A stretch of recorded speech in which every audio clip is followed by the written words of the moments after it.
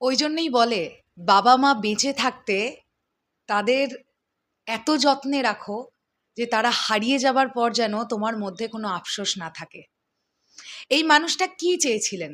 টাকা পয়সা বাড়ি গাড়ি কিচ্ছু তো চাননি, চেয়েছিলেন শুধু একটা সুখী পরিবার।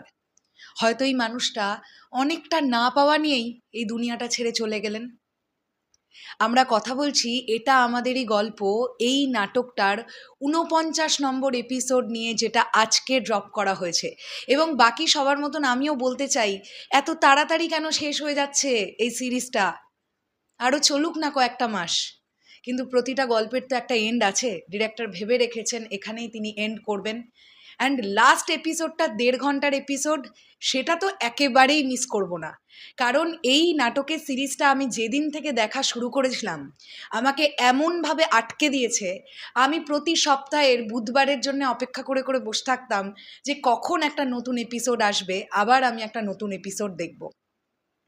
মোহাম্মদ মোস্তফা কামাল রাজ এই ইম্প্যাক্টটা তৈরি করতে পারলেন, যে কারণের জন্য আজকে দেখতে পাওয়া যায় ঘন্টায় ১ মিলিয়নের ওপর ভিউজ তুলছে এক একটা এপিসোড।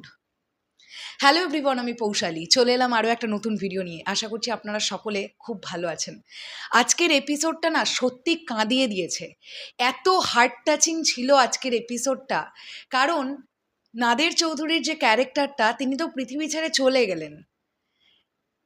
যেভাবে এপিসোডটাকে আজকে প্রেজেন্ট করা হয়েছে, এবং এই যেভাবে ডিরেক্টর আজকের এপিসোডটা দেখালেন, যে একদিকে বড় ছেলে সেও রিয়েলাইজ করতে পারলো যে সে এমন কিছু কাজ করে ফেলেছে যেটা তার করা উচিত হয়নি, যে বাড়িটা তার বাবার হাতে আর ছিল না। বড় ছেলে কিন্তু সেই বাড়িটাও বাবার কাছে আবার ফেরত দিয়ে দিতে চেয়েছিল, কিন্তু সেই সুযোগটা আর সে পেল না, কারণ তার আগেই তার বাবা পৃথিবী ছেড়ে চলে গেল।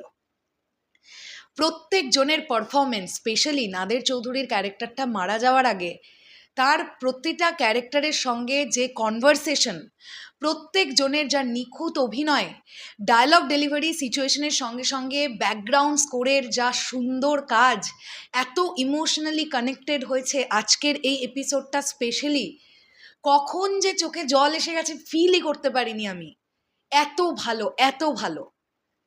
সত্যি কথাই এটা বলতে চাই যে এই সিরিজটা আরেকটু বেশি দিন ধরে চললেই হয়তো বা ভালো হতো।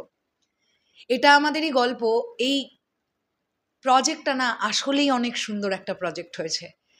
এবং আমি দেখলাম ফিরে আসার গল্প বলে আবার একটা প্রজেক্ট খুব শীঘ্রই আসতে চলেছে। মোহাম্মদ মোস্তফা কামাল রাজ তিনিই ডিরেক্টর, ঘোষণা হয়ে গেছে। হয়তোবা সেটাও খুব ভালো হবে। কিন্তু এটা আমাদেরই গল্প, এই সিরিজটা যে পরিমাণ রেকর্ড সৃষ্টি করে দিয়ে গেল এবং যে পরিমাণ মানুষের হৃদয় জিতে নিয়ে গেল, দেখবার ব্যাপার এটাই যে ফিরে আসার গল্প সিরিজটা এতটা দর্শককে কানেক্ট করতে পারে কিনা।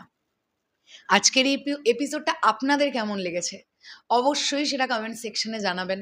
আর প্রতিটা চরিত্রকে আমরা এই এপিসোডটাতে পারফর্ম করতে দেখতে পেয়েছি, কেউ ছোট কেউ বড়। স্পেশালি একটা জায়গা বলবো, একটা জায়গায় আছে যেখানে ফারহানা তার বাবাকে ফোন করে বলছে যে মামা আর নেই।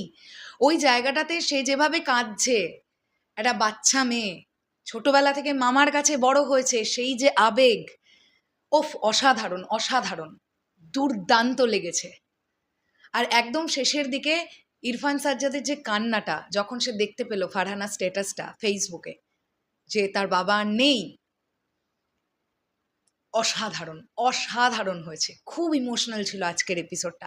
আপনাদের কাছে কেমন লেগেছে অবশ্যই কমেন্ট করে জানাবেন। টাটা।